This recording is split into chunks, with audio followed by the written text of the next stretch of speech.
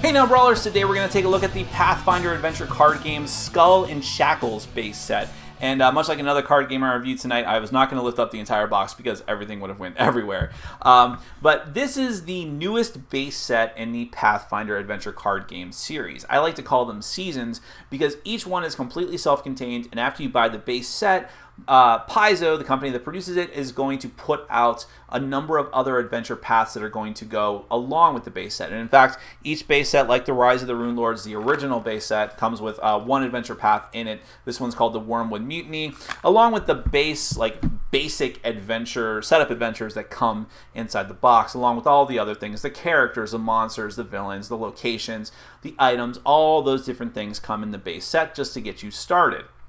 If you're not familiar with Pathfinder, it is a role-playing game system, a fantasy role-playing game system that is essentially Dungeons & Dragons 3rd edition, or people like to say 3.75. When they stopped producing the actual Dungeons & Dragons 3.5 edition, the company Paizo, who had been formerly partnered with Wizards of the Coast, who produces D&D, decided to keep going with the game because it was an open source system. They renamed it Pathfinder. They changed it in some ways, added some of their own copyrighted material and storylines and characters and monsters to it, and it's still going strong to this day, even in the wake of D&D 5th edition.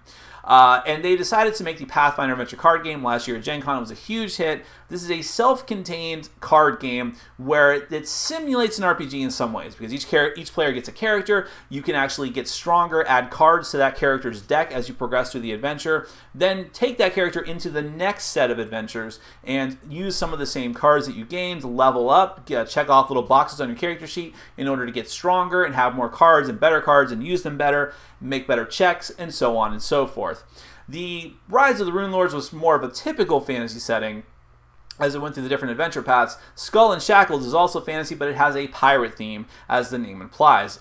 Everything is pirate themed. All the monsters that you fight are ocean bound. And there's the one new mechanic really that's worth mentioning in this new set is the idea of having ships. So your party of adventurers actually has a ship and can acquire new ships as you go along that can help you out. So before I go any further, let's just go ahead and do a brief overview of just the cards that come in the game. I'm not going to give a complete overview of the game. You can go and watch my old review for that or any number of other tutorial videos. And then we're going to come back and I'll tell you what I think.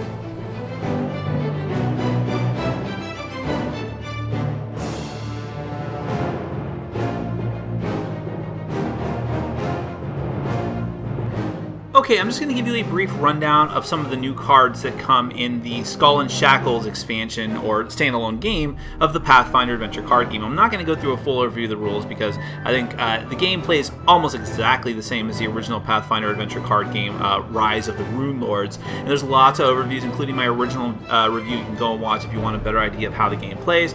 I just want to show you some of the new stuff and a couple of the very few new mechanics that are in here. So this is just a pile of cards that are coming from the base box. If you just open the box, you have the standard basic scenarios that you can play through and all the different items and weapons and characters and things like that. Now, much like with the Rise of the Rune Lords, you also comes with a starting adventure path, which is the Wormwood Mutiny. So we'll get to that in a minute. And you have this card here that will actually tell you what all the different adventure paths will be for this, let's call it a season of Pathfinder adventure card game, starting with the Wormwood Mutiny and ending with From Hell's Heart. That sounds cool, actually. Anyways, let's go through some of the new stuff. So, like I said, in the base box, you're going to have the starting basic scenarios. This path is called the Plunder and Peril. It has 5 different scenarios. If you beat it, you're going to get each character is going to get a skill feat. You have Island Hopping, where you're trying to defeat some this Amaro, I think is what it's called, some sort of evil merfolk type person, and all of his hammerhead sharks. You have Rum Punch, which just sounds awesome. These all have, much like in the original, they all have their different starting henchmen that you're going to have to use in the deck, and their special rules for what happens during the course of the game, and little bits of backstory on the other side. Dangerous Waters, Sunken Treasure, where you have to fight a brine dragon, which is super cool. The Black Flag, and then, of course, there are locations that are going to correspond to each of these different scenarios that you're going to have to go through. And there are a ton of locations. It seems like there's a lot more than the original Pathfinder adventure card game. So I just brought out a few to show you. You have the Ale House. You have, and some of these are really, really brutal. I'll get to those in a second. The Beach. The Cannibal Isle, of course. You got to have cannibals in a pirate game. The Fog Bank. The Mangrove Swamp. The Scar Bay.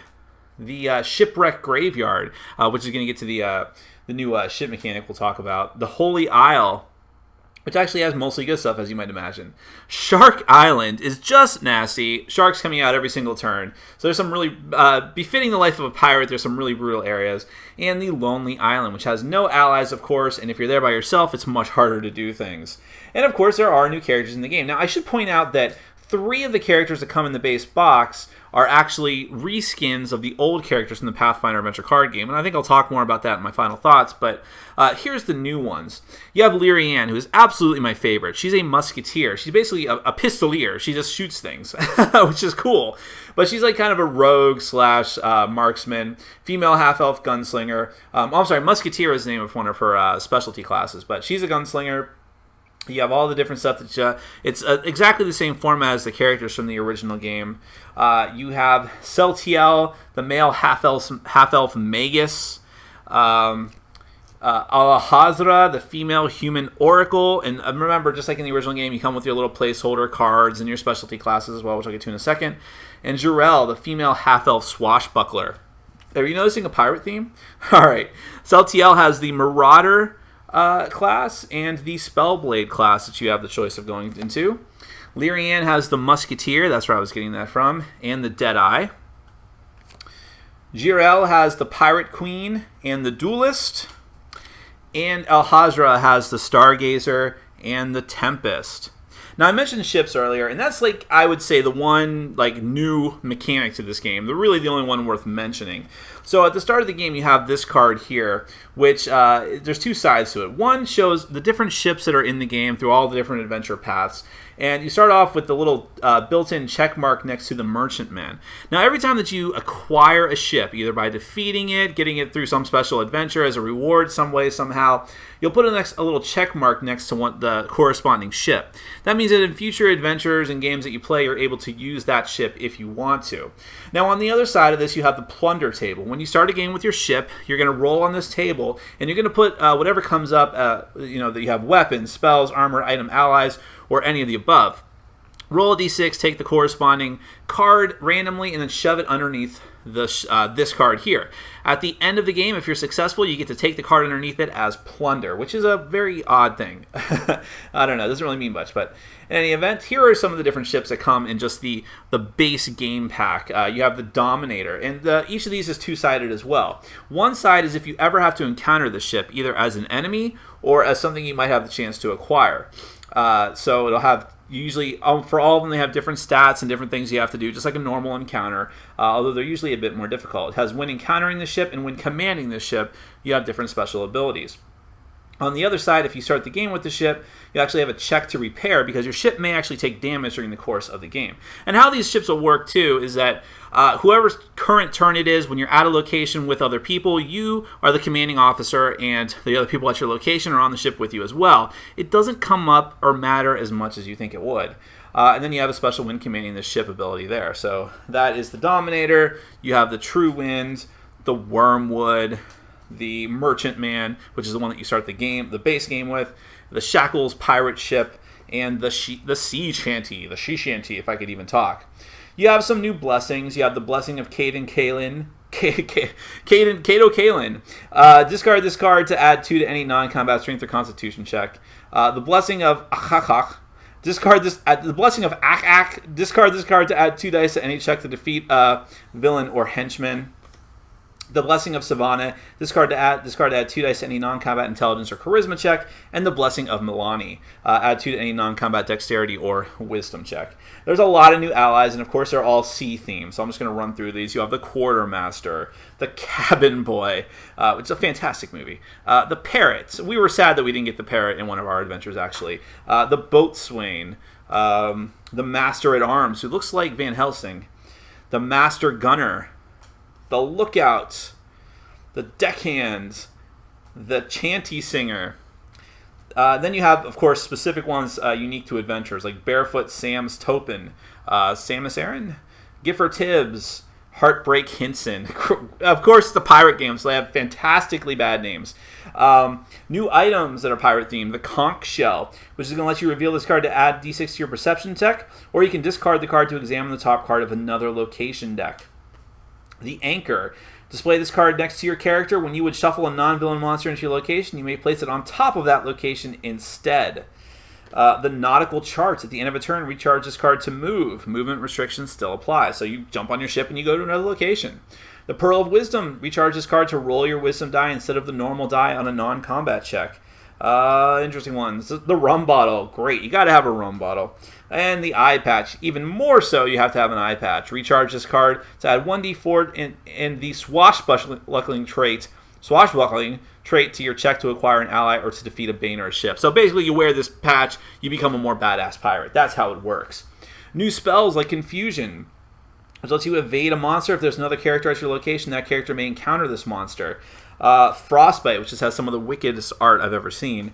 Phantasmal Minion. You can discard this card to give a card to another character. Discard to allow another character at your location to give you a card, and so on. Buoyancy, which has a very specific use. You can discard this card to examine the bottom card of your location deck and put it on top of that deck after playing this card, and so on and so forth. And the Black Spot, which is a cool little pirate-themed thing. Discard this card to decrease the difficulty to defeat a monster by 1, plus the adventure deck number.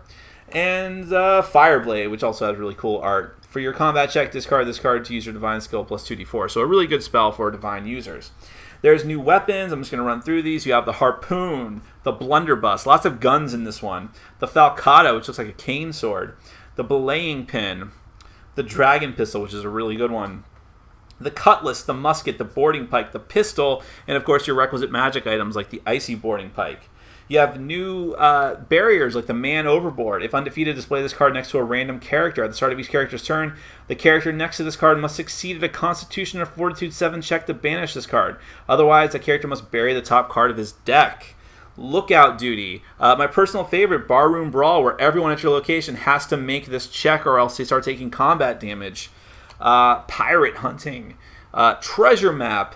If defeated, examine the top card of the location deck. If it is a boon, you may add it to your hand. If undefeated, you simply get rid of it. It's not too bad. And Treasure Hunt, which is cool because every person at a location has a chance to make this check and draw a random card from the box. But what good is a Pathfinder adventure card game without awesome villains? You have Gemma Redclaw. I'm not going to go through all the details of this because I think some of it should be a surprise, but I'll just at least show you. Kelazar the Brine Dragon. Nefti Unwisha. The Pirate Council, which is a really cool idea that you're fighting a group of people. And your actual starting one is the Adaro Barbarian. And then what's good is a villain without minions. The Shipwreck, the Ruffian, the Pirate Shade Haunt, and those hammerhead sharks I alluded to earlier. And here's the enemy ship, and this one is interesting because when the enemy ship comes out, you're going to have to randomly draw one of those ship cards I showed you earlier and fight it. If you defeat it, you're actually able to acquire it, as well as trying to close down a location. And finally, I'll just run through a few monsters because some of these are really nasty. The Cicalia, or Casalia, I don't know how you pronounce that, is a 13 challenge to defeat. Before you act, you have to succeed at a wisdom or perception check, or the difficulty is increased by 2. It's even worse. It's terrible. The Blood Moon Pirate is by far my favorite. It's a werewolf pirate. I mean, you can't really get better than that. 13 to defeat. If the top card of the Blessing deck is the Blessing of the Gods, the difficulty is increased by 3. That's insane. The Pirate Captain, who's almost as tough as the Werewolf Pirate Captain, actually. The Shackles Pirate. The Crab Swarm is really annoying because everyone has to fight it who's at a location, and you have to roll again. Even if you succeeded on the first roll, you have to roll again and try to succeed on the second roll. It's very, very irritating. Merfolk, who look more friendly than they actually are, and the Sea Drake, which just looks really, really cool. So that's just a real smattering of what comes in the base box. Now, in the Wormwood Mutiny Adventure Path, I'm just going to quickly run through these. You have all the different cards. You have Press Ganged and Cat and Mouse, the Wreck of the Infernus, the Grindelow and the Whale, which I cannot wait to get through that one, actually. And new locations like the Chapel, the Golgon Ruins, the Hatchery, which has got to be bad, the Jungle, the Riptide Cove. Have you ever, in any kind of RPG or movie or video game or anything, gone into a hatchery, a place described as the Hatchery, and had a good time? I don't think so. It's not like there's little chickens being raised. The Aeron Ivy is the one of the villains. The Whale just looks super cool. The Brine Brood Queen. See, I'm telling you, it's got to have something to do with the hatchery. Cool new henchmen like the Riptide Grindylow, the Jaundiced Jape, new monsters like the Reef Claw and the Blood Bug. It's lovely. And new allies, Sandara Quinn, Rosie Cusswell. I wonder what she does. Cutthroat Grok, Coral Capuchin. New items like the Falcata +1, and new barriers like hull damage, which ties back in with the ship. So, just a real quick look. As you can see, if you love pirates and you love the Pathfinder Adventure card games, this is probably going to be the game for you. So let's get back to my final thoughts, and I'll tell you about what I think of the box in its entirety. Now, I feel like for the actual meat of this final thoughts section, I could have just gone back and wrote down word for word what I said in my original final thoughts for the Pathfinder Adventure card game, fixed what I wanted to here and there, and then just regurgitated it, because this is Pathfinder Adventure card game. Everything in it is almost exactly the same mechanically as the original. Yes, all the different cards have changed. You have new monsters, new allies, new types of cards, but the gameplay is almost exactly the same. The only thing that of note is the ships, the concept of the ships, which at first seemed like a neat idea. You have the different ships and you can upgrade them, and then you have the whole plunder thing, so you might steal treasure. That seems neat. I'll tell you, after playing this several times, it's like a total non-issue. Like it's very irrelevant. Most of the time it doesn't matter, other than when the scenario is kind of forcing you to make an issue of it. And while it's a very neat concept, it's so not anything that's going to change your mind. If you didn't like the original Pathfinder, like it just needs a little something more, this is not that something more. It doesn't change the game in any fundamental way that is worth it. So that being said, what do you make of this game?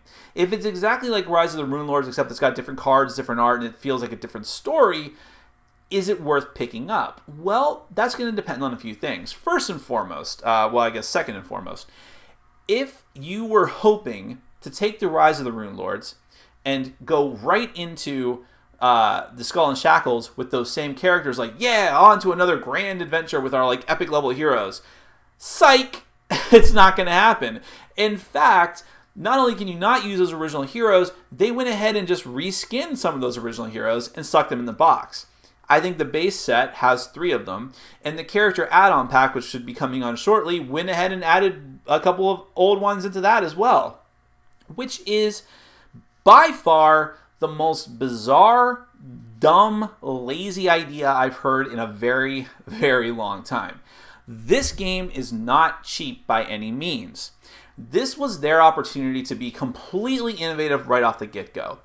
And they've dropped the ball not only in not adding more than just that dumb shit mechanic, but in reusing some of the old characters. Why on earth would you do that? And not letting you take your leveled up characters. That's the whole selling point of the game. When I get upset, my voice gets high-pitched. But that's the whole selling point, is being able to level up those people. Not leveling them up to a certain point. No. Taking them into stronger adventures. And maybe that's a fundamental flaw in the game, is that if they had let you do that and just go right into the first adventure path, you probably would have creamed whatever you were going up against. So maybe there had to be some sort of balancing act there, but just making you not be able to use your characters and then having to get these reskinned ones, which feels like you're wasting your money, is really what it is. You're paying a lot of money for the game. Why not make a few new characters when you certainly could have? You certainly have the money and the assets to do that. It's totally lazy. Totally lazy. It might feel to you like I'm nitpicking. I don't think so. I think they totally dropped the ball on that. Now, everything else here is fine. It's still a good game. I still like the Pathfinder Adventure card game quite a bit. That's why I was chomping at the bit, even when I knew these negative things that I'd heard going into it. That's why I still wanted it, because if you were perfectly fine with the game as it was, knowing that variety is kind of what the game needs to survive and thrive, and having more stuff to do, more cards to encounter, That's a fantastic thing, and you should run out and get this because it is more Pathfinder, and that's a good thing. But while there's a variety of cards, there's not a variety of innovation. Nothing has really changed. Nothing. This is a big, expensive box set. This is the opportunity to change the game in some fundamental ways. Maybe bring some new people to the table. But I'm telling you now that if you didn't like the game before, you're not going to like this now. There's no reason for you to say, well, I didn't like Rise of the Rune Lords. Let's start with Skull and Shackles. Because they're the same. They really are. Maybe you just like the pirate theme more, but I don't think that's going to be enough to make a difference for you. And I don't like the pirate theme more. I prefer the original fantasy. But so that's why this is disappointing to me, because I want to just give this a glowing review because I still love the game. The few times that we've played this new set by itself, I was like, wow, that it's fun. This is just as fun as I remember it being, because I'd kind of not played the original Rise of the Rune Lords in a while. I never kept up with all the different expansions. I only had the first few. So I was like, wow, this game is just as awesome as I remember, but it's really as awesome as I remember, like exactly as awesome as I remember. And that's kind of frustrating. I mean, I understand, like, some of the cards I'm sure are interchangeable, even if they're not technically supposed to be. I mean, you can take monsters and items and normal stuff like that. I don't see why you couldn't mix them all up, but the important stuff you can't, and that's kind of frustrating. There's not enough new and creative things going on here, and that's all very disappointing. So, diehard Pathfinder Adventure card game fans, take note. I mean, there's more of it, more stuff to love. You should probably pick this up. People who were on the fence about it, people who didn't like the original, move along, because there's nothing to see here. They dropped the ball in making this a more innovative experience, and I certainly hope this is not a trend that continues. Paizo, you're better than this. It's already a hit. You could have made it even better. Bring more people into the fold. Make sure it stays a hit. Make sure it continues and thrives and grows like it should.